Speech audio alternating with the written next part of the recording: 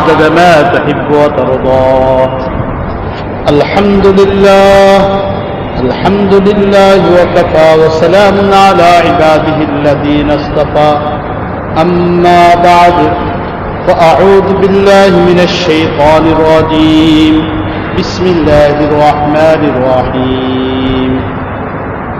ويل لكل همزة لمزة الذي جمع مالا وعدده يحسب أن ماله أخلده كلا لينبذن في الحطمة وما أدراك ما الحطمة نار الله الموقدة التي تطلع على الأفئدة إنها عليهم مؤصدة في عمد ممددة.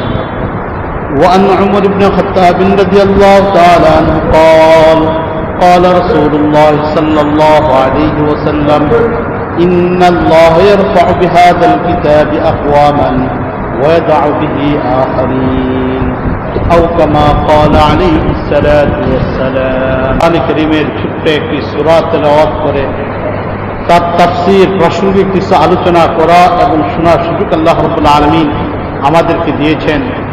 সেই মালিক আল্লাহ রাব্বুল আলামিনের দরবারে শুকরিয়া হিসেবে আমরা সকলে বলি আলহামদুলিল্লাহ। দীর্ঘ প্রায় 1 বছর পূর্ণ হতে চলছে আমাদের এই তাফসীরুল কোরআন চলতেছে নিয়মিতভাবে। সময় কিভাবে অতিবাহিত হয়ে যায় টেরও পাওয়া যায় না। প্রায় 1 বছরের মতো হয়ে যাচ্ছে আমাদের যেখানে আমাদের এই তাফসীরুল কোরআন চলতেছে। রাসূল করিম সাল্লাল্লাহু আলাইহি ওয়াসাল্লাম হাদিসের মধ্যে ইরশাদ করেছেন, কিয়ামতের পূর্বে মানুষের কাছে সময়ের পরিধি মনে হবে যেন কমে গেছে। পূর্ব থেকে 24 ঘন্টায় একটা দিন রাত পূর্ণ হয়, কিন্তু এখন যেন মনে হয় রাত দিন যেন খুব ছোট হয়ে গেছে। সময়টা যেন কিভাবে অতিবাহিত হয়ে যায় টেরও পাওয়া যায় না। দেখতে দেখতে দিন শেষ হয়ে যায়, দিনে দিনে সপ্তাহ শেষ হয়ে যায়, সপ্তাহে সপ্তাহে মাস শেষ হয়ে যায়, মাসে মাসে বৎসর কিভাবে অতিবাহিত হয়ে যায় টের পাওয়া যায়। এটা মূলত কিয়ামতের পূর্বে আল্লাহ রাব্বুল আলামিন সময়ের বরকতকে নষ্ট করে দিবেন। সময়ের যে পরিমাণ বরকত হওয়া দরকার ছিল এটাকে শেষ করে দিবেন আল্লাহ রাব্বুল আলামিন। তাই এক একটা দিন যাচ্ছে আর আমরা আসলে কিয়ামতের দিকে দ্রুতগতিতে ধাবিত হচ্ছি। আমাদের নবী রাসূল করিম সাল্লাল্লাহু আলাইহি ওয়াসাল্লাম ইরশাদ করেছেন, আনা ওয়াস সাআতু কাহাতাইন, আমি আর কিয়ামত এইভাবে আসছি। এই দুইটা আঙ্গুলকে পাশাপাশি দেখিয়ে রাসূল করিম সাল্লাল্লাহু আলাইহি ওয়াসাল্লাম বলছেন যে আমি আর এই কিয়ামত পাশাপাশি এসেছি। এই দুইটা আঙ্গুলের মাঝখানে যেমন তৃতীয় কোনো বস্তুর দ্বারা প্রতিবন্ধকতা তৈরি করা যায় না, বরং দুইটা মিলিত থাকে। রাসূল করিম সাল্লাল্লাহু আলাইহি ওয়াসাল্লাম বলছেন যে আমি আর কিয়ামত এইভাবেই চলে আসছি। আমার পরে কিয়ামত সংঘটিত হবে, আর মাঝখানে অন্য কোনো নবী আসবেন না, নতুন কোনো নবী দুনিয়াতে আগমন করবেন না, নতুন কোনো শরীয়ত আসবে না, যার অপেক্ষায় মানুষ থাকবে এমন কেউ থাকবে না, বরং আমি আসার পরেই কিয়ামত দ্রুত গতিতে চলে আসবে। রাসূল করিম সাল্লাল্লাহু আলাইহি ওয়াসাল্লাম দুনিয়া থেকে এসে বিদায় হয়ে গেছেন প্রায় 1450 বছর পূর্তি হতে যাচ্ছে। এই লম্বা সময় দুনিয়ার মাঝখানে অতিবাহিত হয়ে যাচ্ছে। তো এখন দুনিয়ার কিয়ামত খুব কাছাকাছি সময় চলে আসছে, খুব কাছাকাছি সময় চলে আসছে। এই জন্য সপ্তাহ কিভাবে যায়, মাস কিভাবে যায় টেরও পাওয়া যায় না। মনে হয় যে ওই দিন শুরু হয়েছে কোরআন কারীমের তাফসীর, মাত্র 10টা সূরা আমাদের শেষ হয়েছে, মাত্র 10টা সূরা, যেখানে আমরা তাও কোরআন কারীমের ছোট্ট ছোট্ট সূরা যেগুলো আমরা বেশি পরিমাণে তেলাওয়াত করি। আমাদের তাফসীরের সূচনা হয়েছিল ছোট ছোট সূরাগুলোর মাধ্যমে, যে সূরাগুলো আমরা নামাজের ভিতরে বেশি পরিমাণে তেলাওয়াত করি। এগুলোর অর্থ যদি আমাদের জানা থাকে, এগুলোর তাফসীর যদি আমাদের জানা থাকে, তাহলে নামাজে একগ্রতা তৈরি হবে, আল্লাহর সাথে সম্পর্কটা আমাদের বেশি গভীর হতে পারে। এই জন্য ছোট্ট ছোট্ট সূরাগুলোর দ্বারা আমরা তাফসীর শুরু করছিলাম। 1 বছরে মাত্র 10টা সূরা তাফসীর আমাদের শেষ হয়। আজকে যে সূরাটা আমরা এখানে তেলাওয়াত করেছি সেই সূরার নাম হলো সূরাতুল হুমাযা, যেটা আল্লাহ রাব্বুল আলামিন মক্কায় অবতরণ করেছেন। এই সূরার ভিতরে আল্লাহ রাব্বুল আলামিন আয়াত সংখ্যা উল্লেখ করেছেন 9টি, রুকু সংখ্যা হলো 1টা। তো এই সূরাটা আল্লাহ রাব্বুল আলামিন রাসূল করিম সাল্লাল্লাহু আলাইহি ওয়াসাল্লাম মক্কা জীবনে অবতরণ করেছেন। এই সূরার মৌলিক বিষয়টাই শুধু আজকে আলোচনা করতেছি। এরপরে প্রাসঙ্গিক রমজান সম্পর্কে কিছু আলোচনা করব, যেহেতু রমজান সামনে, আজকে সোমবার, সামনের সোমবার আজকে হলো 22 তারিখ চলতেছে, আরবি মাস হিসেবে 22 তারিখ চলতেছে। যদি চাঁদ 29 হয় তাহলে আগামী সোমবার দিন আমাদের রাত্রি তারাবি নামাজ পড়তে হবে। এবং সে সাথে সেহরি খেয়ে রোজা রাখতে হবে। মঙ্গলবার দিন থেকে রোজা শুরু হতে হবে যদি আরবি মাস 29 হিসাবে যায়। আর যদি আরবি মাস 30 হিসাবে যায় তাহলে মঙ্গলবার দিন দিবাগত রাত্রে আমাদের তারাবির নামাজ পড়তে হবে, খাবার খেতে হবে। এই জন্য একদম রমজান আমাদের খুব কাছাকাছি চলে আসছে। এই হিসেবে রমজান সম্পর্কে কিছু আলোচনা করব, প্রাসঙ্গিক বিষয় সম্পর্কে রমজান প্রাসঙ্গিক বিষয়ে কিছু আলোচনা করব। মৌলিক এই সূরা যেটা আল্লাহ রাব্বুল আলামিন রাসূল করিম সাল্লাল্লাহু আলাইহি ওয়াসাল্লামের উপরে নাজিল করেছেন, এই সূরার ভিতরে আল্লাহ রাব্বুল আলামিন তিনটা মৌলিক বিষয় আলোচনা করেছেন। একটা বিষয় আলোচনা হলো হুমাজা, যেটা বলা হয় মানুষের গীবত করা, মানুষের অনুপস্থিতিতে কারো দোষগুলো বর্ণনা করা, এটাকে বলা হয় হুমাজা। এই সম্পর্কে আল্লাহ রাব্বুল আলামিন আলোচনা করেছেন। গীবত সম্পর্কিত আলোচনা আল্লাহ রাব্বুল আলামিন এই সূরার ভিতরে উল্লেখ করেছেন। দ্বিতীয় নম্বর আলোচনা করেছেন লুমাজা। লুমাজা বলা হয় কাউকে সামনে তিরস্কার করা, লজ্জা দেওয়া, কাউকে একদম সামনাসামনি লজ্জা দেওয়া, এমন কোনো কথা বলা যার কারণে ব্যক্তি লজ্জার ভিতরে পড়ে যায়, শরমের ভিতরে পড়ে যায়, এই ধরনের কাজ করে, এটাকে বলা হয় লুমাজা। আর হুমাজা বলা হয় কারো অনুপস্থিতিতে কারো গীবত করা, কারো দুশ্চর্চা করা। তৃতীয় নম্বর আল্লাহ রাব্বুল আলামিন যে বিষয়টা আলোচনা করেছেন অর্থ সম্পদ। আল্লাহ রাব্বুল আলামিন জীবনের প্রয়োজনের খাতিরে অর্থ সম্পদ অর্জন করা এবং অর্থ সম্পদ ব্যয় করা, এই সম্পর্কে আল্লাহ রাব্বুল আলামিন নির্দেশ দিয়েছেন। টাকা পয়সা যদি কোনো ব্যক্তি সংগ্রহ না থাকে, শরীয়তের অনেক ইবাদত সে করতে পারে না। যেমন একজন মানুষ যদি হজের খুব স্বপ্ন থাকে তার, কিন্তু টাকা পয়সা নাই, তাহলে হজের সব সে অর্জন করতে পারতেছে না, যাকাত দেওয়ার সব সে অর্জন করতে পারতেছে না, বঞ্চিত থাকতেছে, গরিব মিসকিনদেরকে দান করার সব থেকে সে বঞ্চিত থাকতেছে। কিন্তু যদি কোনো একজন মানুষের কাছে অর্থ থাকে তাহলে সে এগুলোর মাধ্যমে সৎ পথে ব্যবহার করতে পারবে, ভালো কাজে ব্যবহার করতে পারবে। তাহলে শরীয়ত টাকা পয়সা অর্জন করাকে কখনো নিষেধ বলে নাই, তবে টাকা পয়সার সাথে ভালোবাসা তৈরি হওয়া এটাকে ইসলাম নিষেধ করেছে। টাকা পয়সার হক আদায় না করা এটাকে ইসলাম নিষেধ করেছে।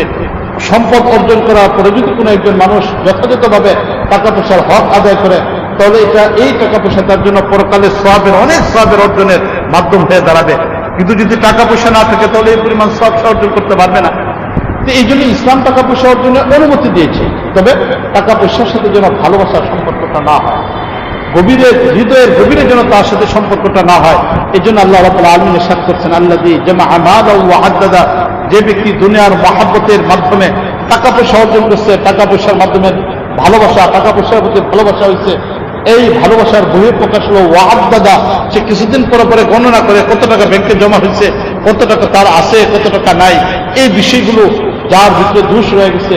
এই তিনটা দোষ সম্পর্কিত আল্লাহ রাব্বুল আলামিন আলোচনা ইসরার ভিতরে উল্লেখ করেছে। আসলে এই যে দোষ, এগুলো তিনটা দোষ, এগুলো আমাদের ভিতরে আছে, এগুলো আমাদের ভিতরে আছে। আমরা মানুষের কষ্টতে মানুষের গীবত করে ফেলি। গীবত বলা হয় যে কারো অনুপস্থিতিতে এমন কোন শব্দ তার ব্যাপারে ব্যবহার করা যেটা তার সামনে বলার কারণে সে লজ্জা পাইত, এই ধরনের বস্তু আলোচনা করা, এটাকে বলা হয় গীবত। যদি তার ভিতরে না থাকে তাহলে এই সম্পর্কে আলোচনা করা, এটাকে বলা হয় গীবত। কারোর ভিতরে একটা দোষ আছে, অথবা দোষটা তার সামনে বললে সে লজ্জা পাইত, তার সামনে না বলে এটা তার অনুপস্থিতিতে বলা হয়, তাহলে এই ধরনের দোষ বর্ণনা করে, এটার নাম হলো গীবত। যদি তার ভিতরে দোষটা না থাকে, আমি মিথ্যা বললাম, আমি মিথ্যাই বললাম যে তার ভিতরে দোষটা নাই, বাস্তবিক পক্ষে তার ভিতরে দোষটা নাই, কিন্তু তার ব্যাপারে আমি এই ধরনের দোষ আছে এই সম্পর্কিত একটা শব্দ ব্যবহার করে ফেললাম, তাহলে এটাকে বলা হয় না তুহমত। ইসলামী রাষ্ট্র ব্যবস্থা যদি থাকতো আর এই তুহমত যদি কেউ কারো ব্যাপারে বলতো, বলার পরে যদি প্রমাণ না করতে পারতো, তাহলে রাষ্ট্রপতির কাছে যদি এই বিচার যাইতো, বিচার যাওয়ার ফলে যদি প্রমাণ করতে পারে তাহলে ভালো, আর যদি প্রমাণ করতে না পারতো তাহলে 80টা ব্যক্ত করতে হবে যে তুমি একজন মুসলমানের মর্যাদা নষ্ট করার জন্য এই ধরনের শব্দ কেন ব্যবহার করছো যেটা তার ভিতরে নেই। তাহলে এটা কত জটিল একটা বিষয়, কত জটিল একটা অপরাধ। তাহলে মানুষের ভিতরে যদি দোষ থাকে, এই দোষটাই তার সামনে না বলে তার অনুপস্থিতিতে বলা, এটাকে বলা হয় গীবত। আর যদি এই দোষটা না থাকে, বরং তার প্রতি কোন শব্দকে, দোষমূলক শব্দকে ব্যবহার করা হলো যেটা তার ভিতরে নাই, তাহলে এটাকে বলা হয় তুহমত। এর জন্য ইসলামী রাষ্ট্র ব্যবস্থা হলে 80টা ব্যত্যাঘাতের ব্যবস্থা ছিল। এই দোষ আমাদের ভিতরে অনেক বেশি আছে, গীবতের বিষয়টা আমাদের ভিতরে অনেক বেশি আছে। অনেকে তো বলেন গীবত, গীবাত, গরম ভাত যদি হয় আর শীতের বেলা, শীতের সকালবেলা ঘি দিয়ে যদি খাওয়া হয় তাহলে খুব মজা লাগে না? তো এটা যেমন মজাদার, ঠিক গীবতটাও আমাদের কাছে এরকম একটা মজাদার বস্তু। আমরা মানুষের সাথে গীবত করতে গিয়ে এত সীমা লঙ্ঘন করে ফেলি যেটা লক্ষ্য করি না যে আসলে এই বস্তুটা বলার কারণে ব্যক্তির মর্যাদা কোথায় যাচ্ছে। রাসূল করিম সাল্লাল্লাহু আলাইহি ওয়াসাল্লাম বিদায় হজের ভাষণ, সর্বশেষ যেদিন বিদায় হজে আরাফার ময়দানে রাসূল করিম সাল্লাল্লাহু আলাইহি ওয়াসাল্লাম যখন ভাষণ দিতেছিলেন, ওই ভাষণ দেওয়ার পর ঐতিহাসিক বিদায় হজের ভাষণ রাসূল করিম সাল্লাল্লাহু আলাইহি ওয়াসাল্লাম দিলেন। দেওয়ার পরে রাসূল করিম সাল্লাল্লাহু আলাইহি ওয়াসাল্লাম সাহাবায়ে কেরামকে জিজ্ঞেস করলেন যে তোমরা কি জানো আজকে কোন মাস? সাহাবায়ে কেরাম বললেন, হে আল্লাহর রাসূল, আপনি এবং আল্লাহ সবচেয়ে ভালো জানেন। সাহাবায়ে কেরাম উত্তর দেন, হজের মাস চলতেছে, জিলহজ মাস চলতেছে, কিন্তু সাহাবায়ে কেরাম উত্তরটা দেন নাই। এই জন্যই যে এত পরিষ্কার একটা বিষয় কেন রাসূল সাল্লাল্লাহু আলাইহি ওয়াসাল্লাম জিজ্ঞেস করলেন, এর পিছনে অবশ্যই কোনো রহস্য লুকায়িত আছে। এই জন্য সাহাবায়ে কেরাম তার উত্তর না দিয়ে বলেন, আল্লাহু ওয়া রাসূলুহু আ'লাম, আল্লাহ এবং তার রাসূলের সর্বোচ্চ পর্যায়ে ভালো জানেন যেটা কোন মাস চলতেছে। এরপর রাসূল করিম সাল্লাল্লাহু আলাইহি ওয়াসাল্লাম বললেন যে এটা কি জিলহজ মাস না? সাহাবায়ে কেরাম বললেন, হ্যাঁ আল্লাহ রাসূল, এটা জিলহজ মাস। এরপর রাসূল জিজ্ঞেস করলেন যে এটা কোন শহর? যে শহরে রাসূলের জন্ম, সাহাবায়ে কেরামের জন্ম, এই শহর সম্পর্কে তো রাসূল অবশ্যই জানেন। এরপরও রাসূল করিম সাল্লাল্লাহু আলাইহি ওয়াসাল্লাম যেহেতু জিজ্ঞেস করলেন, তাই সাহাবায়ে কেরাম মনে করলেন যে হতে পারে এই শহরটার নাম রাসূল পরিবর্তন করে দিতে পারেন, সাইসাম্মিহি বিইসমি গায়রিহি, হতে পারে রাসূল ভিন্ন কোনো নামে এই শহরটার নামকরণ করবেন, এরকম সাহাবায়ে কেরাম মনে করেন। সাহাবায়ে কেরাম উত্তর দিলেন যে আল্লাহ এবং তার রাসূল সবচেয়ে ভালো জানেন যে এটা কোন শহর। রাসূল করিম সাল্লাল্লাহু আলাইহি ওয়াসাল্লাম বললেন যে এটা হলো মক্কা নগরী। এরপর রাসূল করিম সাল্লাল্লাহু আলাইহি ওয়াসাল্লাম বললেন যে আজকের দিনটা কোন দিন? আরাফার দশম দিন চলতেছে, আরাফার দিন চলতেছে। তাই রাসূল করিম সাল্লাল্লাহু আলাইহি ওয়াসাল্লাম যখন এটা জিজ্ঞেস করলেন, সাহাবায়ে কেরাম বললেন, হে আল্লাহর রাসূল, আপনি এবং আল্লাহ সবচেয়ে ভালো জানেন। রাসূল বললেন যে এটা কি মুহররমের 10 জিলহজ মাসের 10 তারিখ না? আরাফার ময়দানে যেখানে অবস্থান করতে এই তারিখ থেকে আজকে না? সাহাবায়ে কেরাম বললেন যে হ্যাঁ। তখন রাসূল করিম সাল্লাল্লাহু আলাইহি ওয়াসাল্লাম বললেন যে এই যে আজকের দিনটা হলো অন্যান্য দিনের তুলনায় অনেক মর্যাদাশীল। এই শহরটা হলো গোটা পৃথিবীর ভিতরে সর্বোচ্চ পর্যায়ের মর্যাদাশীল একটা শহর। এই মাসটা হলো অন্যান্য মাসের তুলনায় অনেক মর্যাদাশীল।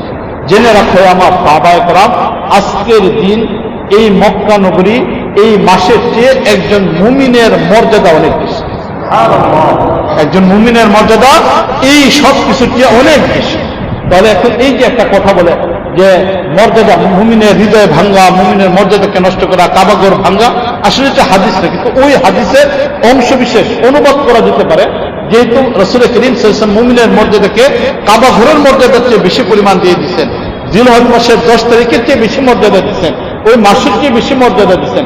এই জন্য কেউ কেউ এই কথাটা বলছেন যে মুমিনের মর্যাদা কাবাঘরের মর্যাদার চেয়ে অনেক বেশি। যে বিষয়টা এত মর্যাদা যে একজন মানুষের মর্যাদা কতটুকু একটু চিন্তা করে দিই। আমরা তো ইচ্ছায় অনিচ্ছায় মানুষের মর্যাদাকে নষ্ট করি, এমন কোন শব্দ কারোর ব্যাপারে ব্যবহার করে ফেলি যে দোষে উনি দোষী না, কিন্তু তার ব্যাপারে শব্দটাকে ব্যবহার করে ফেললাম।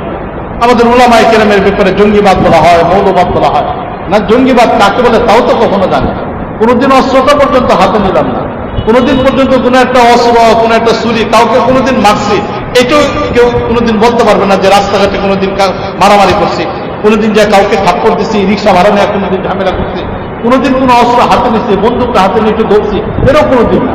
কোনোদিন চাপাতি, কোনোদিন এরকম কুবালয়ে বেরিয়ে গেছি, কেউ কোনোদিন দেখেও নাই, এগুলো হাতেও নেই।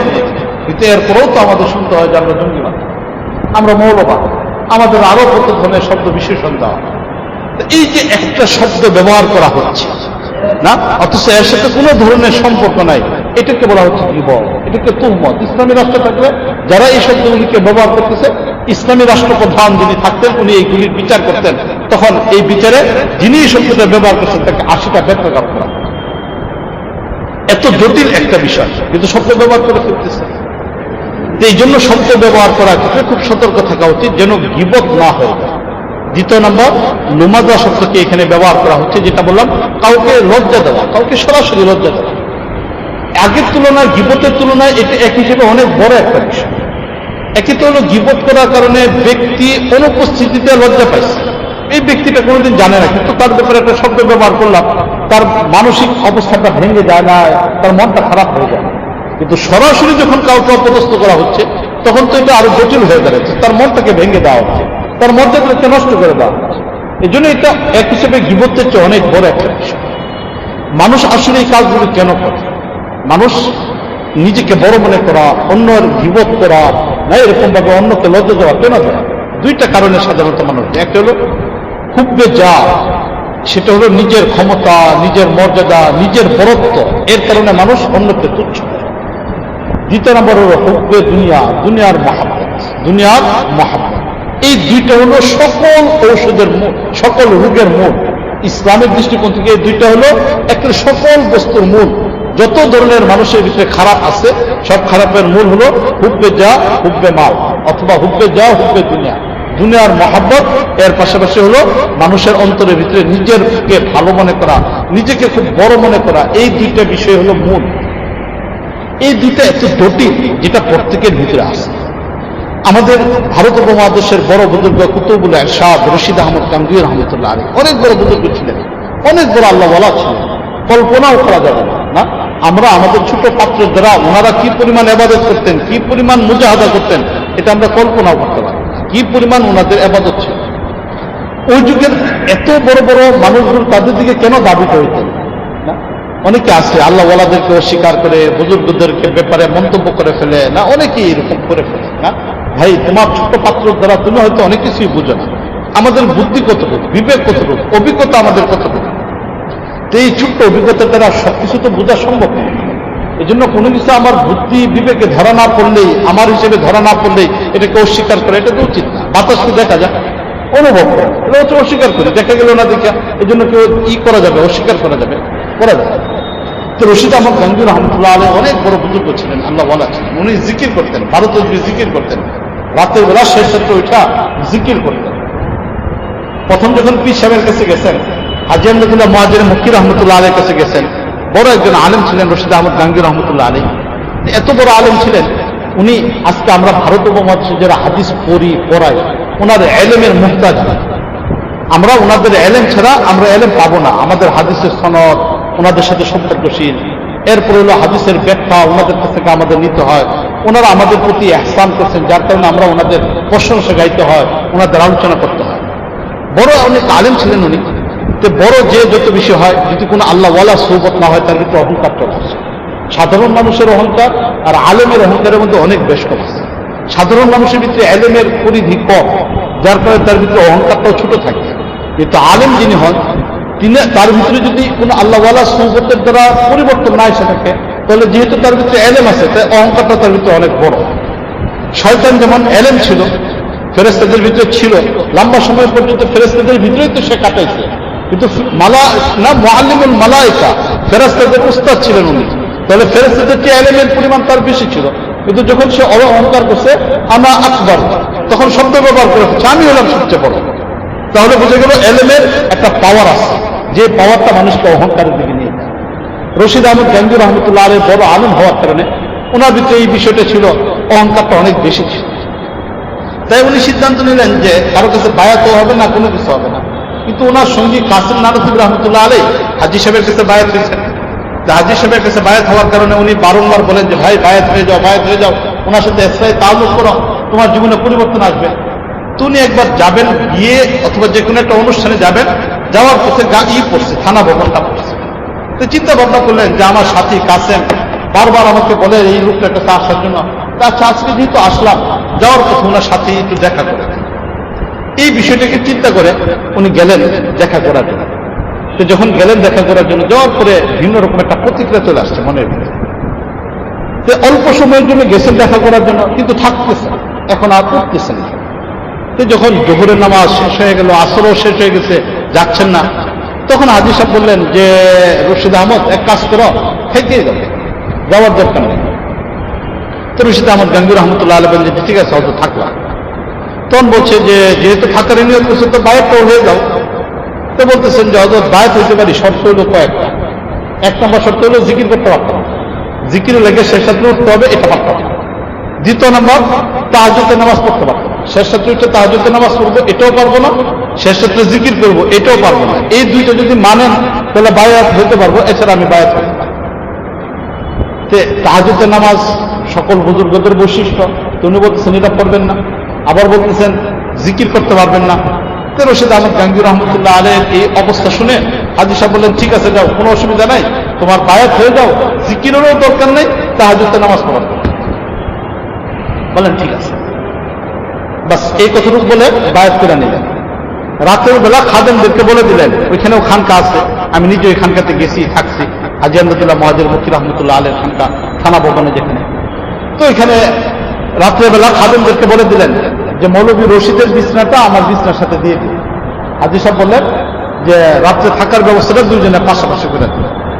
তখন এই খানকাতে দুইজনের পাশাপাশি বিছনা দিয়ে দেওয়া হয়েছে। বিছনা দেওয়ার পরে এরপরে হাজী সাহেব রহমতুল্লাহ আলী উনি তো অর্ধেক রাত্রে হওয়ার পর আস্তে আস্তে বুড়া মানুষ, শীতের রাত্র ছিল, আস্তে আস্তে উঠছেন, উঠে গেছেন, যা উজু করছেন। তো যখন উঠছেন তখন এই রশিদ আহমদ গাঙ্গী রহমতুল্লাহ ঘুম ভেঙে গেছে, ঘুমটা ভেঙে গেছে। ভাঙ্গে উনি লক্ষ্য করে দেখতেছেন যে হাজী সাহেব উজু করার জন্য যাচ্ছেন, এই শীতের ভিতরে ঠান্ডা পানি দিয়ে উজু করতেছেন, উনি শুয়ে শুয়ে দেখতেছেন। কোনো মনের মধ্যে এটা আসলো যে উনি এত বৃদ্ধ একজন মানুষ, উনি যদি উজু করবার লেগে যাইতে পারেন, আমি একজন যুবক মানুষ, শীতটাকে ভয় পাইতেছি, উঠবো না, এটা কেমন হয়? এই কথা চিন্তা ভাবনা করে উনি এরকম উজু করার জন্য উঠলেন। ওঠার পর হাজী সাহেব উজু করে এসে নামাজের মধ্যে দাঁড়াইছেন, তাহাজ্জুদের নামাজের মধ্যে। উনিও উজু করে এসে তাহাজ্জুদের নামাজের মধ্যে দাঁড়াইছেন। যখন তাহাজ্জুদের নামাজ শেষ হলো, শেষ হওয়ার পর হাজী সাহেব কোনার মধ্যে বসে ভারত তসবিহ জিকির শুরু করে দিচ্ছেন, ইল্লাল্লাহ ইল্লাল্লাহ জিকির, লা ইলাহা ইল্লাল্লাহ জিকির শুরু করছেন, আল্লাহু আল্লাহ জিকির শুরু করে দিচ্ছেন। হাজী সাহেব একদিকে জিকির করতেছেন, রশিদ আহমদ গাঙ্গী রহমতুল্লাহ আলের পিছনের মধ্যে বসে উনিও জিকির করা শুরু করে দিচ্ছেন। তো এই যে জিকির করা শুরু করে দিচ্ছেন, জিকির শেষ করছেন, শেষ করার পরে হাজী সাহেব ডাক দিচ্ছেন যে মৌলভী রশিদ এদিকে আসা। কাছে গেছে, দর বলতে বলতেছেন যে তোমার জিকির করাটা তো খুব সুন্দর লাগলো, মনে হয় যেন তুমি জিকিরের উপর অভ্যস্ত। রশিদ আহমদ গাঙ্গী রহমতুল্লাহ আলাইহি বললেন যে যখন হাজী সাহেব শুধু এই শব্দটা ব্যবহার করলেন যে মৌলভী না তোমার জিকিরটা এত সুন্দর লাগলো, খুব সুন্দর জিকির, মনে হয় যেন তুমি জিকিরের উপর অভ্যস্ত। এই কথাটা শোনার পর থেকে নিয়ে যে জিকির শুরু করছি, আজ পর্যন্ত কোনোদিন আর জিকির ছেড়ে দেয়। সংশোধন কিভাবে হইতেছে, সংশোধন কিভাবে হইতেছে। এরপরে একদিন, দুদিন, 3 দিন থাকলেন। থাকার পরে রশিদ আহমদ গাঙ্গী রহমতুল্লাহ আলাইহি তো ওনার এখানে হইলেন, মেহমান হইলেন। মেহমান হিসেবে খাওয়া দাওয়ার ব্যবস্থা হলো। 3 দিনের পরে রাসূলের হাদিসের মধ্যে বলছেন মেহমান হইতে হলে সর্বোচ্চ পর্যায়ে 3 দিন। 3 দিনের পরে আর মেহমান সুন্নত না। 3 দিন পরিমাণ মেহমান হওয়া, মেহমান কারো বাড়িতে থাকে, এটা হলো সুন্নত। 3 দিনের বেশি যদি হয় তাহলে এটা সুন্নত। ইচ্ছা করলে ব্যক্তি তারাও দিতে পারে, ইচ্ছা করলে রাখলে মুস্তাহাব হবে, আর তারাও যদি দেয় তাহলে কোনো অসুবিধা নেই যে ভাই 3 দিন মেহমানদের আদায় হয়। তার এখন 3 দিন যখন হয়ে যাচ্ছে, রশিদ আহমদ গাঙ্গী রহমতুল্লাহ চিন্তার মধ্যে পড়ে গেলেন যে এখন কি করব। হাজী সাহেব বলতেন থাকার জন্য, খাওয়ার ব্যবস্থা কোথায় হবে, এই বিষয়টা চিন্তা ভাবনা করে উনি যখন চিন্তা করতেছেন, দুপুরের টাইমে যখন খাবারের সময় হয়েছে, হাজী সাহেব রহমতুল্লাহ আলাইহি তখন বললেন যে মৌলভী রশিদ আহমদ, চিন্তার দরকার নাই, যে কদিন তুমি থাকবা আমার বাড়িতে তোমার মেহমানদারি হয়ে গেছে। বাস ওনার মেহমানদের এখন চিন্তা শেষ হয়ে গেছে। এখন এখানে থাকতেছেন, একে একে 40 দিন চিল্লা দিতেছেন, চিল্লা এখানে দিতেছেন। হাজী সাহেব চিল্লার মধ্যে আসছিল বিয়ের অনুষ্ঠানে, এখন এখানে চিল্লা চলতেছে। বাস চিল্লা যখন হইতেছে, আর মাঝখানে একদিন রশিদ আহমদ গাঙ্গী রহমতুল্লাহ আলাইহির এখানে হাজী সাহেব রহমতুল্লাহ আলাইহির এখানে বড় একজন আলেম আসছেন, অনেক বড় একজন আলেম যখন আসছেন, আলেমের মর্যাদা হিসেবে খাবারের খুব আয়োজন করছেন, খাবারের খুব বেশি আয়োজন করছেন। বিশেষ করে যিনি আসছেন উনি ছিলেন জামিন শহীদ রহমতুল্লাহ আলাইহি। জামিন শহীদ রহমতুল্লাহ আলাইহি উনি আসলেন। আসার পরে খাবারের আইটেম অনেক বেশি হয়েছে। খাবারের মধ্যে রুটি ছিল, ভুনা গুস্ত ছিল, ডাল ছিল, এই হলো পদ, আর কোনো কিছু। কিন্তু গুস্তুর বাটিটা দস্তখানার মধ্যে এখন 3 জনে বসছেন। রশিদ আহমদ গাঙ্গী রহমতুল্লাহ আলাইহি বসছেন, আবার হাজী সাহেব বসছেন, আবার এখানে হাফেজ জামিন শহীদ রহমতুল্লাহ আলাইহি বসছেন। 3 জনে বসে খাবারটা খাওয়ার জন্য বসছেন। কিন্তু রশিদ আহমদ গাঙ্গী রহমতুল্লাহ আলাইহির সামনে হলো ডালের বাটি, আর হাজী সাহেব আর জামিন সাহেবের সামনে হলো গুস্তুর বাটি। তো ওনারা গুস্তু খাইতেছেন, রশিদ আহমদ গাঙ্গী রহমতুল্লাহ আলাইহি ডাল দেখাইতেছেন। তো হাফেজ জামিন শহীদ রহমতুল্লাহ আলাইহি তখন বললেন যে সাথী যেহেতু ওরা 2 জন, হাজী সাহেব এবং জামিন শহীদ রহমতুল্লাহ আলাইহি হলেন সাথী, তাই বললেন যে হাজী সাহেব নিজে নিজে একটা একটা গুস্তু দেখাইতেছ, একটু মৌলভী রশিদকে দাও, এও একটু গুস্তু খাক, তাহলে তো ভালো হয়। রশিদ আহমদ গাঙ্গী রহমতুল্লাহ আলাইহি বলতেছেন ওই সময়টার ভিতরে 40 দিন এই দিকটা পূর্ণ হচ্ছে, আর শেষ মুহূর্তের দিকে হাজী সাহেব যখন এই কথাটা শুনলেন যে জামিন শহীদ রহমতুল্লাহ আলাইহি বললেন যে তাকেও একটু গুস্তুর টুকরাটা দাও, বাটিটা দাও, যেন সে খেতে পারে। তখন হাজী সাহেব আমার চেহারার দিকে তাকাইছেন, তাকে বললেন তার কি বৈশিষ্ট্য না, ওকে যে আমার দস্তখানায় বৈশা খাবারের সুযোগ দিচ্ছি, এটা তো অনেক বড়, গুস্তুতে এটা অনেক পরের বিষয়, দস্তরখানা যে বসার একটু সুযোগ দিলাম, এখানে যে খাওয়ার একটু ব্যবস্থা করে দিলাম, এটা শুকরিয়া আদায় করে তো সারা জীবন শেষ করতে পারবে না, গুস্তু দিয়ে কি খাবে? হাজী সাহেব একদিক থেকে এই কথাটা বলতেছেন, আর আমার চেহারার দিকে তাকায় রয়েছে। রশিদ আহমদ গাঙ্গুর রহমতুল্লাহ আলাইহি বলেন যে হাজী সাহেব যখন এই শব্দটা ব্যবহার করছেন, ওই অবস্থা আমার মনের মধ্যে এই কথাটা আসছে যে এটা তো আসলে বাস্তবিক কথা বলছে। কোথায় হাজী সাহেব, কোথায় আল্লাহওয়ালা, এত উঁচু পর্যায়ের একজন মানুষ, আর কোথায় আমি রশিদ আহমদ গাঙ্গুর? শব্দ কিছু শিখছি যেটাকে এলেম বলতেছি, এটার কারণে অহংকার চলে আসছে। বাস্তবিক পক্ষে তো এলেমের নূর আমার ভিতরে আসে নাই। এলেম যেটা আল্লাহ অভিমুখী করবে, ব্যক্তিকে আল্লাহর দিকে নিয়ে যাবে, এই বৈশিষ্ট্য আমার ভিতরে আসে নাই। এদিকে লক্ষ্য করলে তো আসলে বাস্তবিক পক্ষে হাজী সাহেবের দস্তরখানার মধ্যে বৈশা খাওয়ার সৌভাগ্য আমার হয় না, এতটুকু যোগ্যতা আমার ভিতরে নেই। তাই রশিদ আহমদ গাঙ্গুর রহমতুল্লাহ বলেন যে আমার চেহারার ভিতরে সামান্য পরিমাণ পরিবর্তনও আসেন নাই, বরং নিজের ভিতরে অনুতপ্ততা আসছে। বাস্তবিক পক্ষে তা আল্লাহর সাথে সম্পর্কটা করতে পারলাম না, ইবাদতের দ্বারা এগুলো করতে পারলাম না।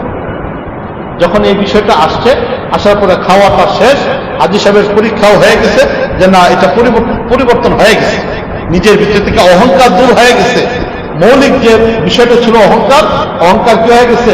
দূর হয়ে গেছে।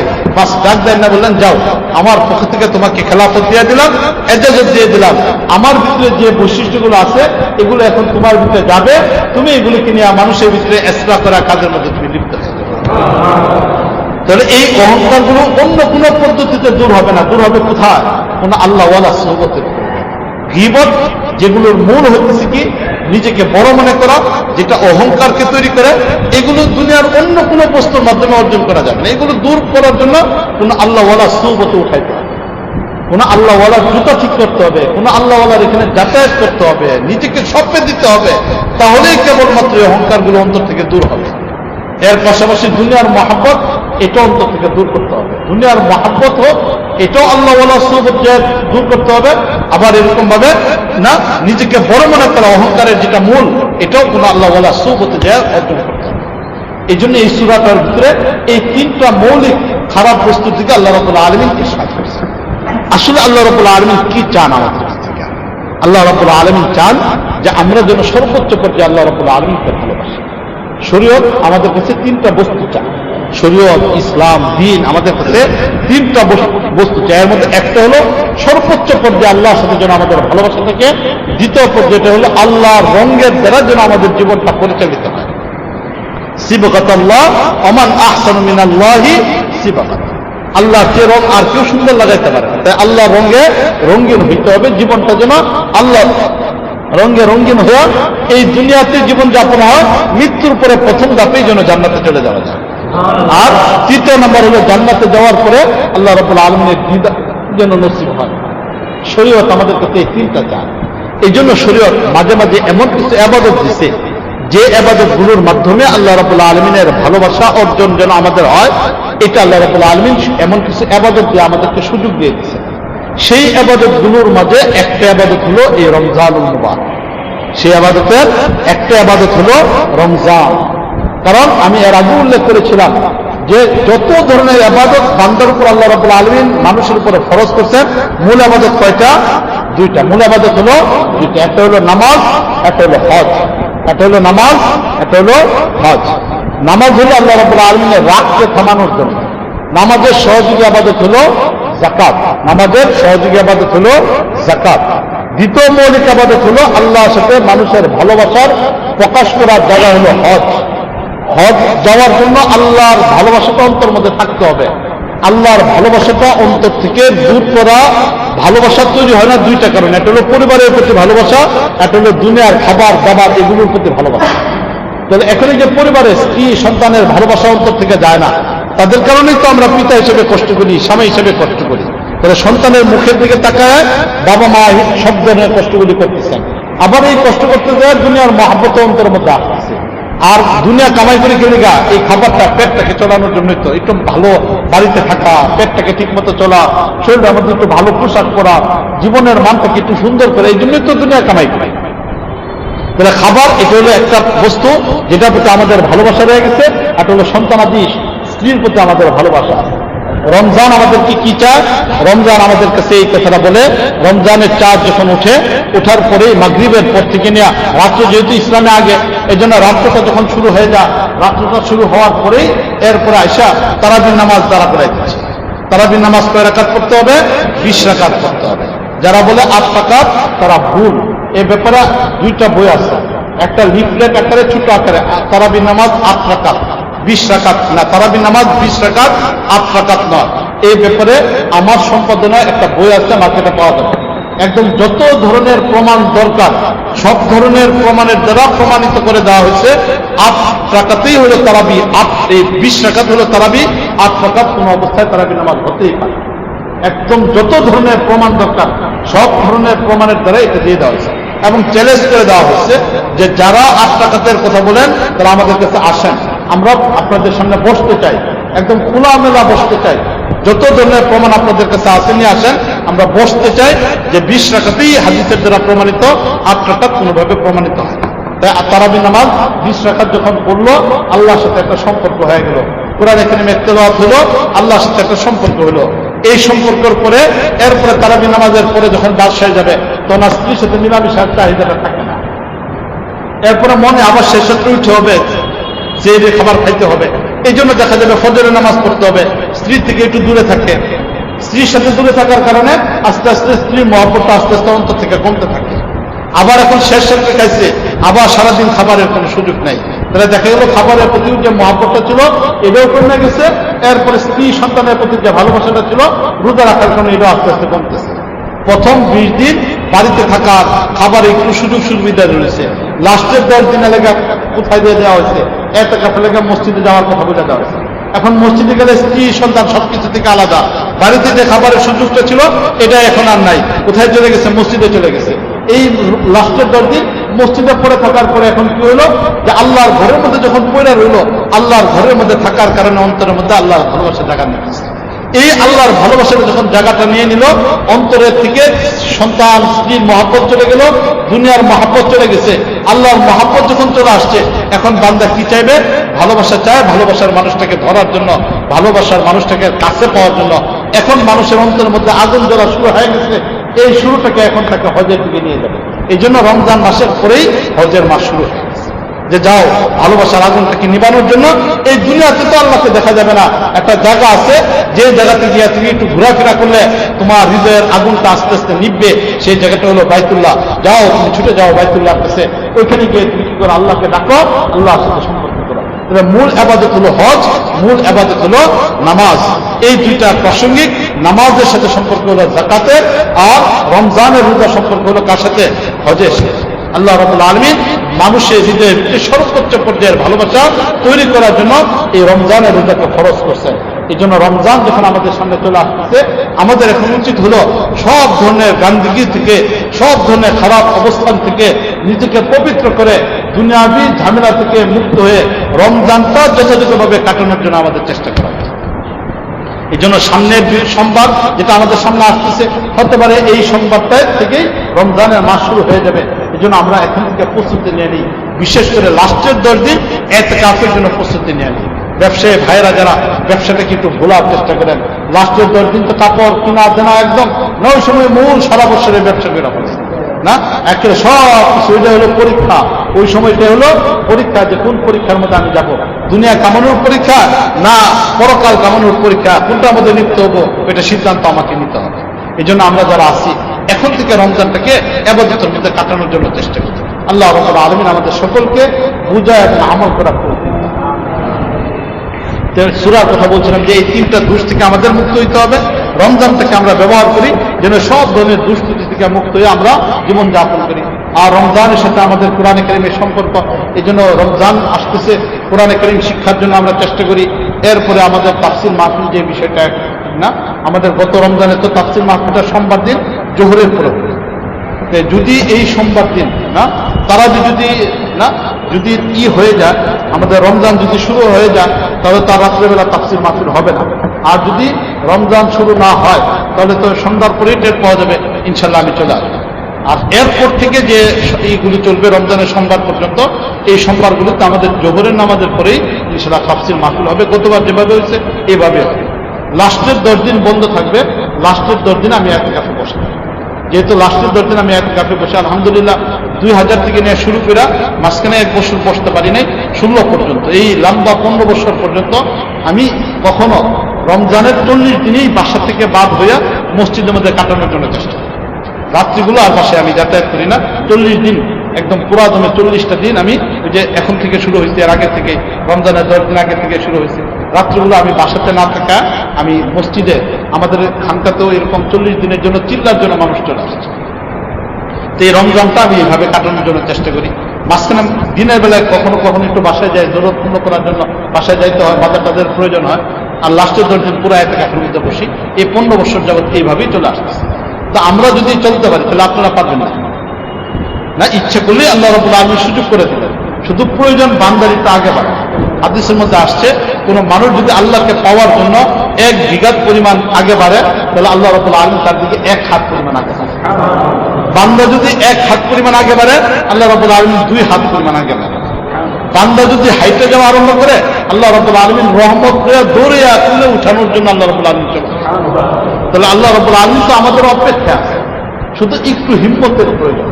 একটু মানসিকতাকে যদি তৈরি করে নিতে পারি, তাহলে ইনশাআল্লাহ আশা করা যায় যে আমাদের রমজানটা ভালো ইবাদতের মধ্যে কাটানোর তৌফিক হবে। আল্লাহ রাব্বুল আলামিন আমাদের সকলকে বুঝায় এবং আমল করার তৌফিক দান করুন। ওয়া আখিরু দাওয়ানা আলহামদুলিল্লাহি রাব্বিল আলামিন। ইস্তিগফার, আস্তাগফিরুল্লাহ লা ইলাহা ইল্লা হুয়াল হাইয়ুল কাইয়্যুম ওয়া আতুবু ইলাইহি লা হাওলা ওয়া লা কুওয়াতা ইল্লা বিল্লাহিল আলিয়্যিল আযীম। আলহামদুলিল্লাহি রাব্বিল আলামিন والصلاة والسلام على سيد المرسلين وخاتم النبيين وعلى آله وأصحابه أجمعين।